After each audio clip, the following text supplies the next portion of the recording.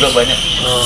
Kalau emang jenderal-jenderal itu suka datang ke ini pengobatan alternatif ya rumahnya. Iya. Gua kan kenal juga banyak jenderal. Kalau mau gerobak lagi nih. Hah? Kalau mau gerobak lagi nih. Iya dikira. Oke. Tanya nih tentang fenomena terbaru ini sendiri, Ida Dayak. Ini nih pakar bisa dibilang dia itu ahli pengobatan dari Kalimantan, suku Dayak khususnya. Itu bisa menyembuhin sakti ya, kayak orang yang patah tulang atau apa itu bisa sembuh tanpa ada bekas luka lah tentunya. Mbak Mas Suding lihat hal seperti ini kan emang sudah ada ya dari dulu. Terus kayak gimana? Yang ngelihat Ida Dayak dengan pengobatannya seperti itu, kalau saya sih biasa-biasa aja, BA aja ngelihatnya. Emang ahli patah tulang aslinya ya memang kerjanya kayak gitu kan, gitu. Ya kalau dulu tuh sebelum Ida Dayak yang terkenal di Indonesia tuh Haji Naim ada, dan sampai saat ini Haji Naim juga setahu saya masih membuka prakteknya gitu kan. Tapi karena Haji Naim udah meninggal, udah rahimahullah, akhirnya sekarang dilanjutin sama anak-anaknya. Kemarin kalau nggak salah terakhir Feral juga ke Haji Naim deh. Jadi kalau ngelihat Ida Dayak yang sekarang viral kayak gitu bisa membetulkan tulang, lah itu emang kayak gitu kan ahli tulang. Terus kalau gimana caranya patah tulang kok bisa sembuh sendiri? Jadi tulang kita itu memang pada dasarnya bisa mereparasi yang patah ini. Jadi tugasnya ahli patah tulang, kalau patah begini, nah tugasnya adalah gimana caranya nih tulang kayak gini lagi, terus dikasih kain, nanti akan nyambung lagi dengan sendirinya. Memang itu bentuk sistem tubuh kita kayak gitu. Jadi nggak ada hal yang aneh atau kesaktian nggak ada sih. Tapi kan yang dipercayakan kayak gini Mas, kayak dipercaya di sini selama ini kan kayak minyaknya orang Dayak ini sendiri nih, khasiatnya itu benar-benar ibarat tuh nggak ada tandingannya, kayak gitu gimana? Iya, oke. Kalau minyak sih di setiap daerah punya minyak tradisionalnya masing-masing ya. Jadi itu memang pengobatan dan ramuan hasil orang-orang dulu gitu. Bukan di daerah ini lebih canggih minyaknya, di daerah ini lebih berkhasiat. Enggak juga, tergantung penyakitnya sih sebenarnya. Kalau dalam hal patah tulang bukan tentang minyaknya, tapi tentang siapa praktisinya. Jadi kalau pakai minyaknya doang, nggak ngerti gimana cara betulin tulang, ya sama aja, percuma gitu. Artinya emang itu ada triknya nggak sih Mas? Apa? Maksudnya pengobatan itu ada triknya nggak sih, apa emang dari turun-temurun gitu? Turun-temurun sih biasanya, dan ada pembelajarannya juga dalam gimana cara betulin tulang. Nah kalau tentang Ida Dayak nih, dulu sebenarnya saya pernah singgung dulu, tapi Ida Dayak itu sebelum seviral sekarang. Dulu dia pernah mempraktekkan minyak, dia tuh ada minyak diolesin ke tangan pasien atau ke paha pasien, terus disemprot air biasa, air putih biasa, terus gitu-gituin keluar darah gitu, seolah-olah itu darah kotor yang keluar. Itu yang saya pernah bongkar, itu trik betul. Tapi untungnya sekarang Ida Dayak udah nggak mempraktekkan itu lagi. Alhamdulillahnya sekarang saya lihat sih lebih ke ranah pembetulan tulang, udah nggak praktekin yang trik-trikan kayak gitu. Berarti lebih kayak pengobatan tradisional, nggak pakai trik ya? Berarti kayak lebih kalau emang patah ya dikasih lumurin minyak terus kayak dibenerin gitu. Iya, betul. Jadi minyak tuh cuma apa ya, nilai tambah lah biar pelurusan tulangnya ini lebih mudah. Terus kan yang jadi prasangka salah di masyarakat ya, dugaan salah adalah kayak Ida Dayak tuh sebelum pengobatan biasanya nari-nari dulu, ya kan, harus ada musik. Itu sebenarnya bukan mantra atau bukan syarat biar kesaktiannya bagus, bukan. Tapi memang untuk membuat pasiennya rileks atau tenang doang. Oke. Tapi kalau melihat dari fenomena ini, banyaknya masyarakat sampai yang kemarin tuh yang di Depok itu sampai yang membludak, itu sendiri mungkin dilihat itu masyarakat masih mempercayai pengobatan tradisional kah, atau karena harga biaya yang lebih murah daripada ke dokter, atau kayak gimana sih? Iya, kalau yang saya tahu ya, yang dengar-dengar Ida Dayak nih, Bu Ida nggak menarifkan harga. Mungkin karena nggak menarifkan harga itu, orang-orang jadi ada pilihan kedua sebelum ke dokter. Karena dokter kan mahal nih biayanya nih. Terus kalaupun pakai BPJS, ya seperti yang kita tahu ya, biasanya banyak tertunda tuh pelayanannya. Makanya, oh lebih irit, coba nih pengobatan alternatif ini gitu. Jadi karena biaya sih, lebih ke biaya. Ya. Tapi ya memang ada beberapa penyakit yang secara medis nggak bisa diobatin, yang hanya bisa diobati di pengobatan tradisional, kayak totok syaraf, terus pijat, totok, terus pembetulan tulang ya semacam itu. Memang ada yang lebih efektif tradisional daripada medis gitu. Kayak contohnya kejang aja kan medis nggak tahu kan penyebab anak kejang itu apa sebenarnya, sampai sekarang masih tanda tanya. Tapi itu Ibu Ida Dayak ini bisa dibilang dukun nggak sih? Dukun pengobatan atau dukun apa? Zaman dulu disebutnya dukun tulang. Tapi karena zaman sekarang arti dukun ini udah bergeser jadi orang-orang sakti. Jadi bukan dukun lagi tapi pengobat tradisional deh. Karena kan di Indonesia pun surat legal pengobat tradisional nggak ada sebutan dukun soalnya. STPT kan, surat terdaftar pengobat tradisional. Jadi lebih tepat disebut pengobat tradisional. Kecuali dia praktekin yang masih mempraktekkan minyak yang keluar darah kotor itu baru dukun sebutannya. Gitu. Yang kemarin dulu juga sempat tampil gitu ya. Iya, gue pernah bongkar juga rahasianya betul. Gimana sih tuh kalau contoh kayak gitu tuh, kalau ada praktek kayak gitu tuh dia naruh apa sih di? Jadi naruh minyak. Simpel banget, minyak nih. Kayak minyak terus ada serbuk-serbuknya di dalam, warna hitam biasanya. Terus dikocok-kocok, minyaknya ditaburin ke sini, terus pakai semprotan kayak face mist gitu, ya, kayak semprotan air, terus digini-gini doang. Nah, nanti minyaknya itu berubah jadi warna kayak darah. Gitu. Itu gampang banget, bikinnya gampang. Gitu. Dan itu dijual juga di toko alat perdukunan. Nah, makanya waktu itu saya bongkar biar semoga kedepannya nih Bu Ida ini nggak menggabungkan yang beneran pengobatan tradisional dengan kebohongan semacam itu gitu. Karena kan yang jadi rusak, yang benerannya nih ahli patah tulangnya jadi rusak karena kebohongan kecil gitu. Karena bagi saya kalau ada satu gelas air bersih, kita tetesin air got, ada yang mau nyobain nggak minum? Kita ngelihat semua nih, air got ditetesin, padahal air gotnya cuma setetes, yang bersihnya banyak. Nah kan yang rusak yang bersihnya gitu. Maka dari itu kedepannya semoga nggak mempraktekkan trik-trik semacam itu lagi gitu. Tapi masih banyak nggak sih orang-orang yang mungkin terjun di dunia pengobatan tradisional kayak ibarat mempraktekkan hal kayak gitu juga gitu kan? Yang trik-trikan banyak banget di YouTube tuh yang berkedok agama banyak banget kan. Yang suka bikin konten tarung sakti sama dukun semua nih. Makanya saya sumpah kadang-kadang saya udah bilang kayak gini tetap aja masih nanya, kalau di channel A bang, di channel B gimana?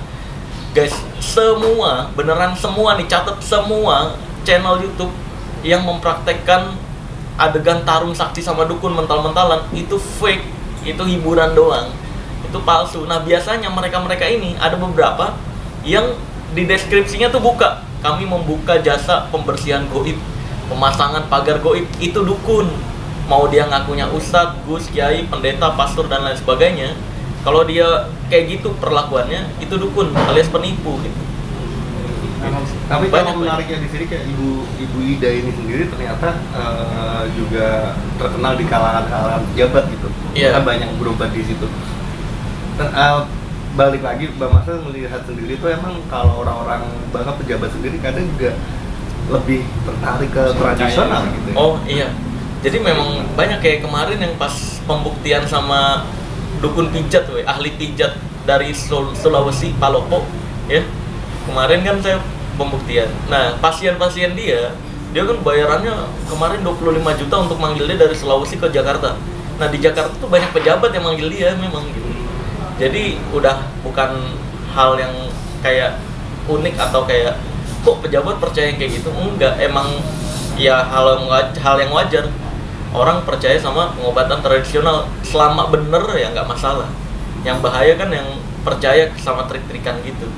Buat saya kayak ada hal yang mendukung dia kayak gitu ya, maksudnya kayak punya pegangan kah atau kayak hal obatnya itu mujarab kayak gitu ya. Berarti lebih ke orangnya sebenarnya. Kalau tradisional tuh ke orangnya ini tekniknya bagus dalam pengobatan ya gitu. Iya betul, dan memang perlu diakui banyak pengobatan tradisional yang lebih efektif daripada medis gitu. Adapun yang kebalikannya ya, kalau tergantung penyakitnya kembali lagi sih. ada yang lebih efektif di medis daripada tradisional, tergantung penyakitnya gitu. Oke Pak, sekali lagi mungkin artinya bisa disimpulkan kalau dilihat dari Bu Ida yang sekarang ini itu pure pengobatan tradisional apa Ya. Nah ini saya belum pernah ketemu sama Bu Ida masalahnya. Kan di media-media banyak nih seolah-olah foto saya disandingin sama Bu Ida, seolah-olah saya pernah ketemu. Enggak pernah, saya belum pernah ketemu sama Bu Ida. Jadi saya belum bisa memastikan itu beneran atau enggak. Tapi kalau saya lihat dari video-video yang ada, saya bisa simpulkan sih beneran pengobatan tradisional seperti halnya Haji Naim zaman dulu gitu. Dan zaman sekarang dilanjutkan, Haji Naim dilanjutkan sama anak-anaknya. Sama kok, lihat aja proses prakteknya anak-anaknya Haji Naim atau keturunannya Haji Naim yang sekarang praktek sama Bu Ida. Ini sama mirip. Kaliannya adalah membetulkan posisi tulang. Ngomong-ngomong soal dukun nih, sekarang soal dukun pengganda uang, mungkin Pengganda uang. bisa jelasin soal dukun pengganda uang ini seperti apa? Sampai akhirnya timbul korban juga di Iya. praktek kayak gitu. Jadi kalau yang pengganda uang ini kan sampai timbul korban udah terjadi berkali-kali, bukan kejadian sekali, tapi udah terjadi berkali-kali.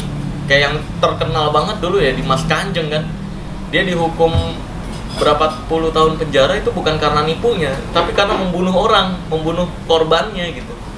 Jadi ya memang penggandaan uang aslinya nggak ada guys, mau sedikit mau banyak. Karena beberapa kali gue ketemu cerita sama orang nih, orangnya bilang, wah saya dukun nih pesulap merah, bongkar-bongkar rahasia dukun.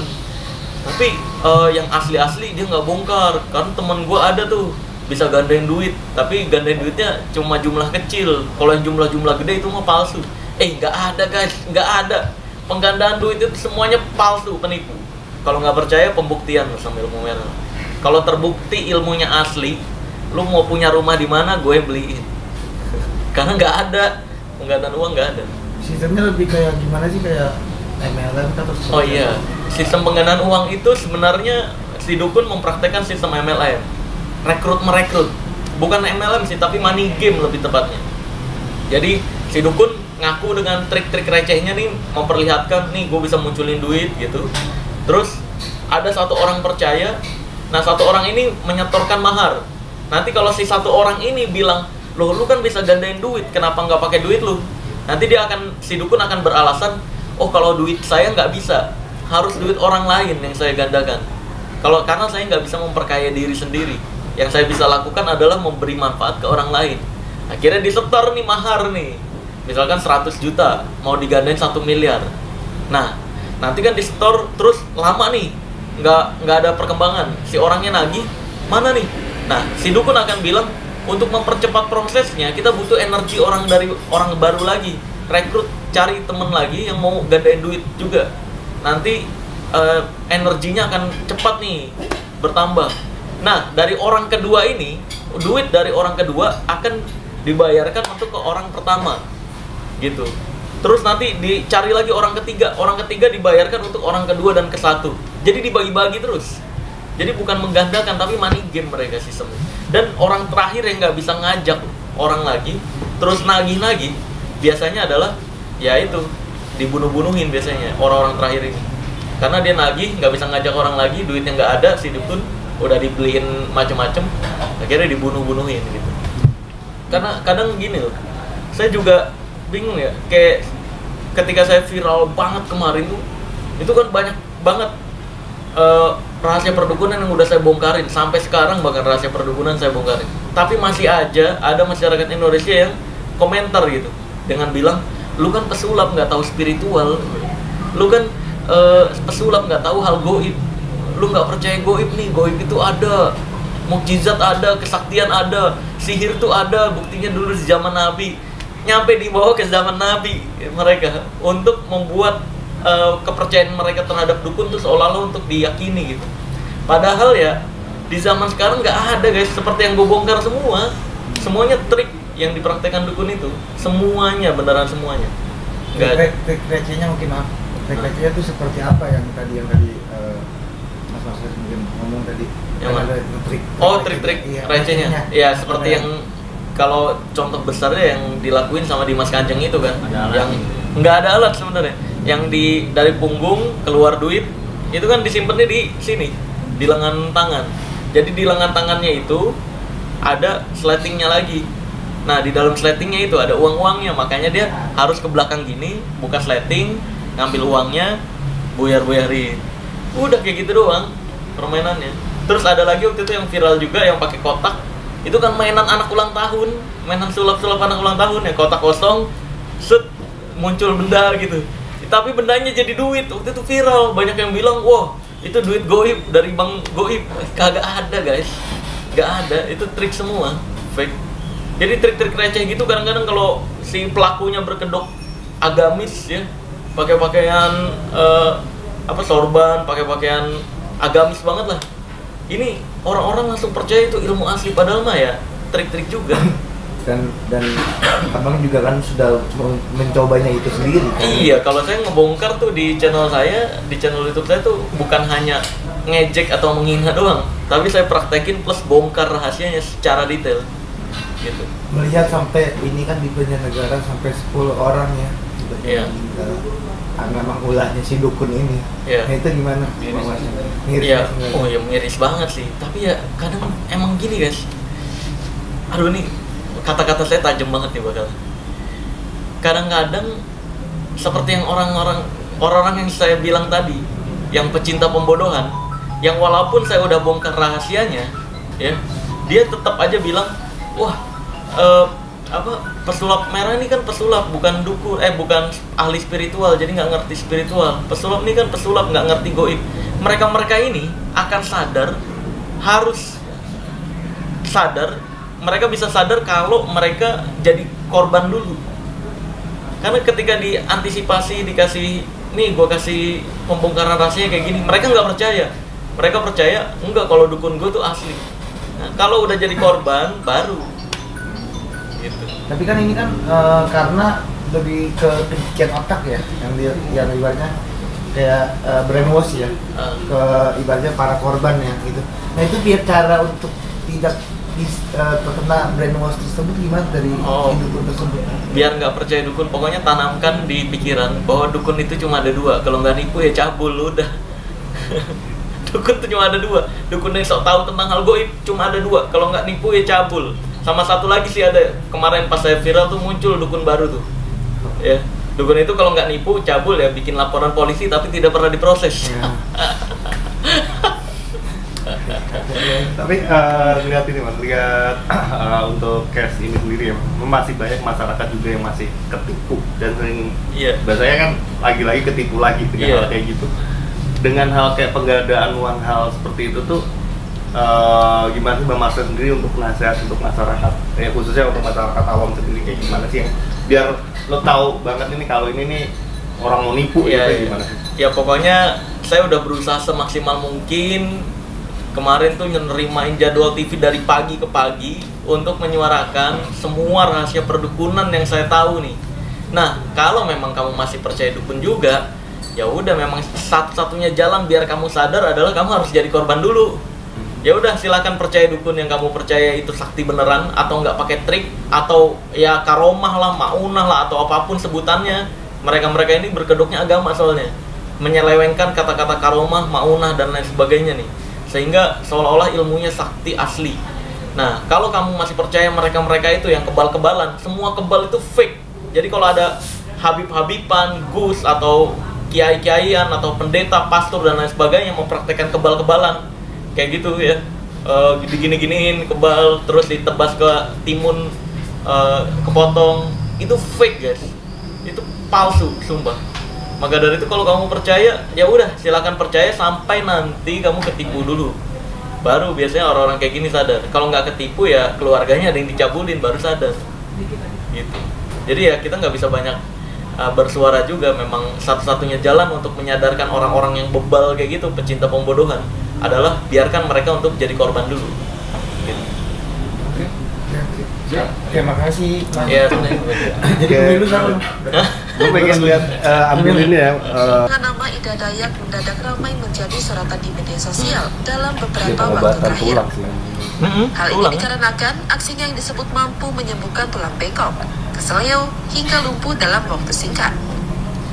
Ida belakangan kerap menjadi langganan tim Kostra TNI untuk dilibatkan dalam bakti Iya, sosial. emang prakteknya sekarang di Acara itu berupa kostrat-kostrat. pengobatan gratis untuk membantu warga sekitar yang Berarti mengalami dia bisa masalah pindahin penyakit dari pada tangan kiri tulang. ke tangan kanan gitu.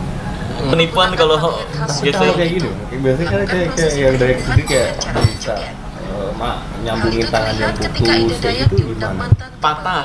Patah ya? Tulang patah, bukan putus yang putus gitu enggak? Ada kan ada pernah dulu di video tuh kayak diputus dulu baru tuh nyambung lagi gitu. Yang mana? Dijahit Dijahit dulu kalau Maksudnya putus. gue tuh pernah nggak tahu ya, maksudnya kayak bukan di videonya video, tapi kadang narasinya itu loh ya. Oh iya, narasinya kan orang-orang suka sembarangan. Jadi kalau seperti yang gue bilang tadi, tulang itu pada dasarnya bisa nyatu lagi dengan sendirinya. Nih, gini tulang kita nih, patah, terus gini. Nah, tugasnya ahli patah tulang adalah mengembalikan begini, terus kasih kain, udah nanti nyambung lagi dengan sendirinya. Gitu sebenarnya simpel itu. Kayak tadi yang di